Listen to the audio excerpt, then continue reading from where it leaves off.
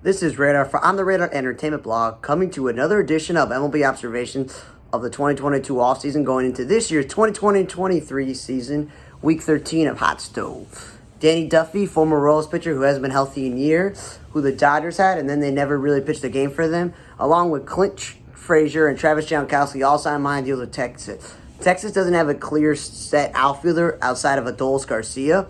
So Jankowski, a good fourth outfielder, and Clint Frazier, who's a talented guy, but could never stay healthy when he was with the Yankees, and he was with the Cubs most recently.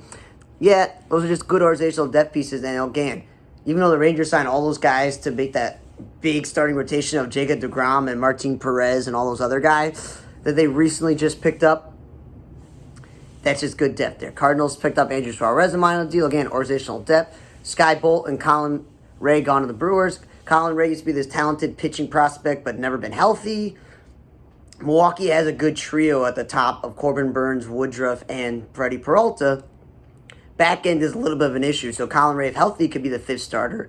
And Sky Bolt is one of those former top prospects who just bounce around from team to team, and he's got a cool name. His name is Sky Bolt. That's pretty cool for an athlete.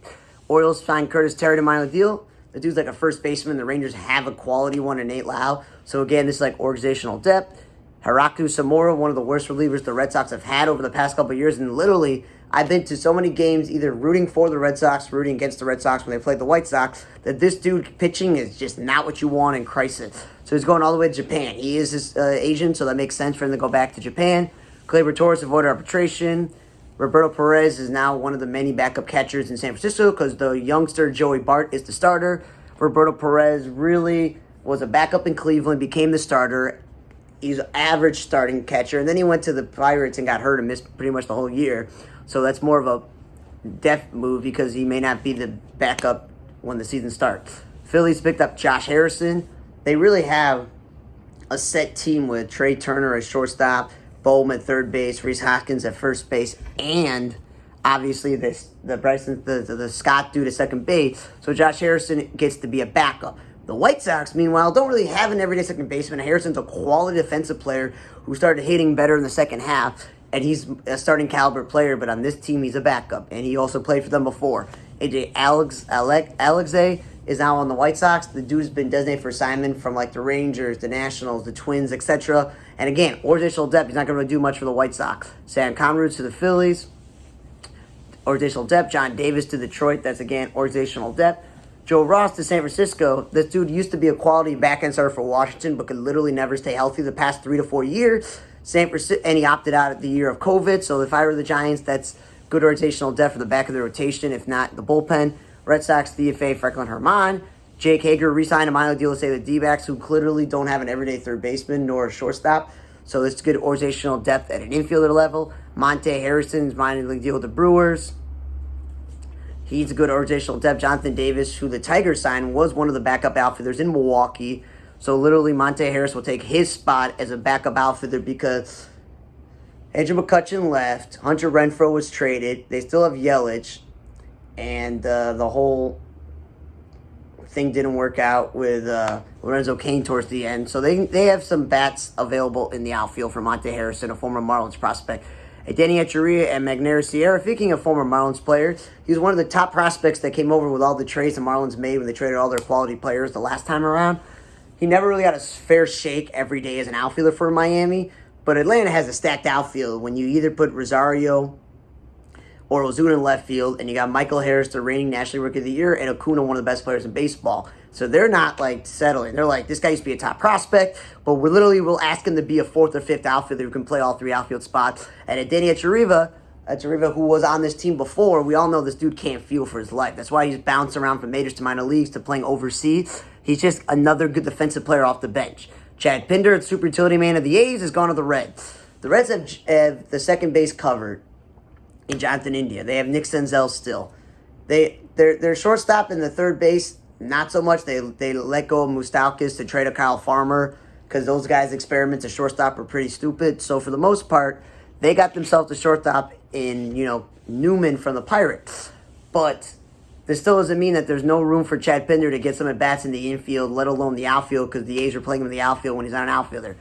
Red Sox officially traded Matt Barnes, who they DFA'd for Richard Blyer. Richard Blyer's been a pretty good reliever in his career with Miami and Baltimore.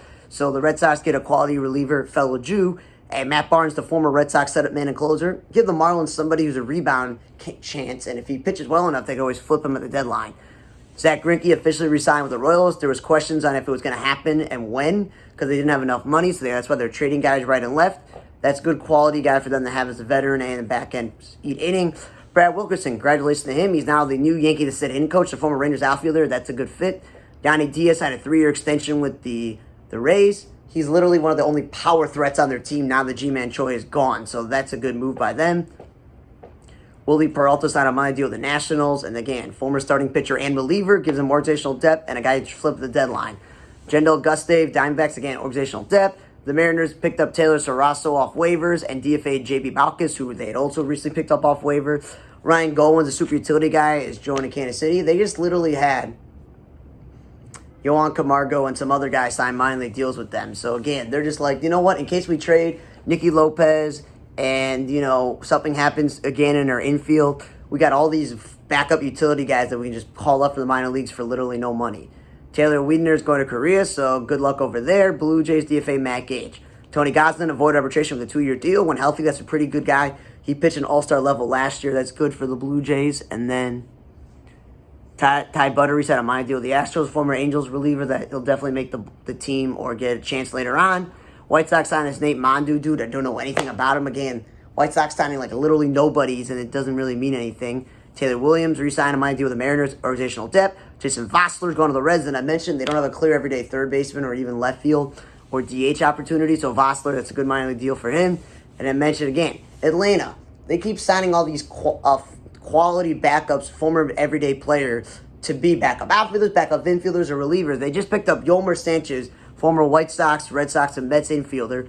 He is a good defensive player. You want a Gold Glove. Like, that's a good move for them. Because you never know when Ozzie Albies, track record of being, not healthy, and they're going with a new shortstop in Vaughn Grisham next year. He was a second baseman earlier this year, so that's like a good move there. Speaking of the Matt Andriese, not Ozzie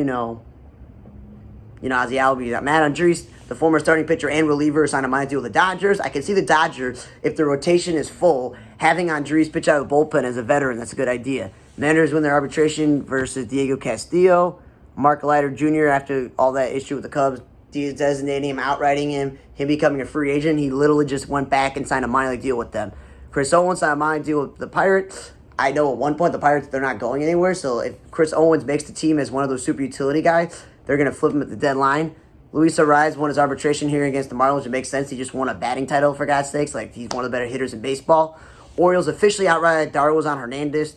The Red Sox got rid of him. Now the Orioles are trying to get rid of him. JT McGuire is now joining the Cleveland staff as an outfield coach. Congratulations to him. Bally Sports filed officially for a bankruptcy, so that's like an interesting thing because of all the cord cutters and streaming, like what's going to go on that. So this officially is like a report, making all the payments and things like that. That's not good. Jazz Chisholm is now the cover athlete of MLB The Show this year, and I will say this. I'm a huge fan of Jazz Chisholm. The dude steals bases, and he tries to hit for high average, high on base, and he's an exciting baseball player with the fashion and the hair, and he's a likable player. A lot of people, there are rumors that like the whole team didn't like him. The clubhouse thought he was not a good teammate. But he had an all-star first half last year and then was literally injured most of the year. I don't like the move of him moving center field, which I've mentioned on my podcast and the YouTube video. But that dude on the cover, I don't really know. There's a lot of other players that you could have put on the cover, like Ronald Acuna, Paul Goldschmidt. There's just some guys that I just named could literally be the cover athlete and not him. But just good for him. Yankees have this DTS for alternate Yes Network. You know, they're trying to figure out a way for people that have cut the cord and don't get to pay for Yes Network, that there's an option for them to watch games. Mike Freeman's officially hired as the Mariners AA manager. I don't know if I mentioned this on this video, but I mentioned on the podcast. Congratulations, former utility player who did play for them. Chad Green, former Yankees reliever, has signed with the Blue Jays. So literally he's leaving his former team to join a division rival. That's going to hurt the Yankees. Tom Hart is rumored to be the new play-by-play for the Atlanta Braves. They need to fill that hole with a Chip Carey, whatever, leaving the booth. And MLB Network's officially been dropped by YouTube TV. For someone like myself, looking at YouTube TV as a way to not pay for cable, that's not a starting point for me because I literally need access to MLB Network. Jeff Ware's been hired as the new assistant pitching coach for the Blue Jays, while Danny Lehman, who worked on the Dodgers, is moved up to the bench coach role. Congratulations to them. Bob Guerin will move to field coordinator. He'd been the bench coach for a while. Khalil Leal is the latest baseball player to have assault allegations after Mike Clevenger last week.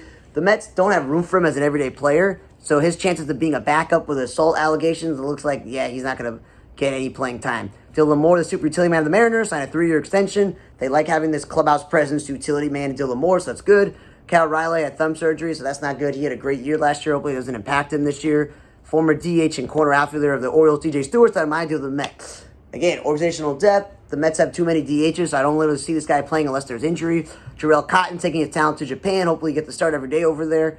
White Sox have acquired Fang and Herman from the Red Sox and DFA Jason Belosia. Again, just swapping the chairs of other teams' rejects. Bernardo Flores might have deal with Texas. Has good organizational depth. Uji Rosario of one of the top prospects in baseball have a broken ankle. Hopefully he gets better. Jesus Luzardo wins arbitration with the Marlins.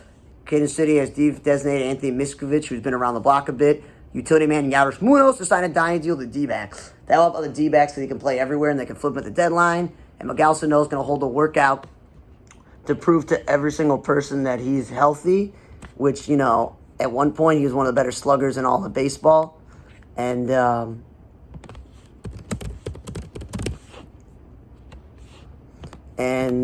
some coaching news.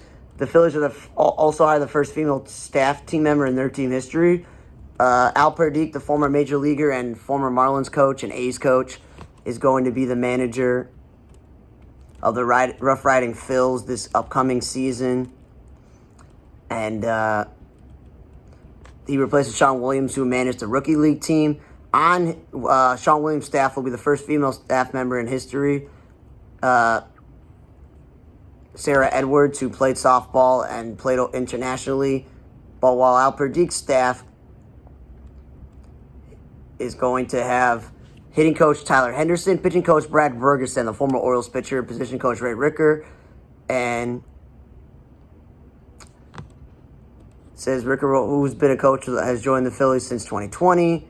And also note first baseman Brock Stassi, the former utility player, has been named hitting coach at Jersey Shore, and that's good for him. So AAA's Anthony Contreras, Cesar Ramos, the former pitcher, Ryan Butcher, assistant pitching coach Joe Thurston. I remember that guy playing baseball. Pat Listak as the bench coach. So a lot of guys I've heard of. While AA's Greg Bernowski, Phil Cardy, Brady Laley, he pitched briefly in the major leagues, on that staff. And it's just cool sometimes when you're reading these things of who getting hired that you literally know some of these people. Like right here, special player development, Sean Rodriguez Serpico. John Ryan Murphy, the former Twins catcher, he's an instructor. I did not know that. That's cool to find out here that some of these guys that you watch play baseball or have their baseball cards of are literally and figuratively actually being useful going forward.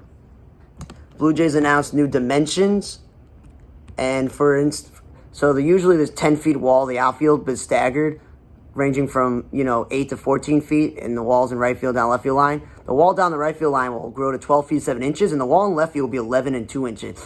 Power alley will be heightened as well, but differing in heights, like 10 feet through 9 inches, and then 12 to 9 in the left. So there are no changes in center field or down the right field, left field line. It's just those things. So another team like the Orioles and Tigers and other people changing their dimensions. And rest in peace to Ralph Avila, the longtime Dodger scout who's famous for scouting Pedro Martinez, has passed away at the age of 92. Rest in peace to him. And let's add some positive news for this, this week 13 of the 2022 offseason going into this year's 2023 season. Hotstove edition is Dexter Fowler has announced his retirement. The former Rockies, Astro, Cub, Cardinal, Angel outfielder, who was also lastly on a Blue Jays minor league deal. But again, when you tear your ACL and have season-ending surgery in 2021 and you're, 30-something, 34, 35, it's really hard to come back from that when your whole game is about speed. He finished with a 259 career lifetime average, 127 homers, 517 RBIs, and 149 stolen bases. He made the All-Star team on the World Series with those Cubs in 2016 and won a bronze medal in Beijing with Team USA in 2008. I remember him being on the Rockies and being a super talented player. He was their everyday center fielder with his blazing speed. He was the leadoff hitter. Then he went to the Astros and did both. Then the Astros then made the mistake moving George Springer to center field, and the dude never stayed healthy. And then was breaking all these records as a leadoff hitter for home runs when he's not a leadoff hitter.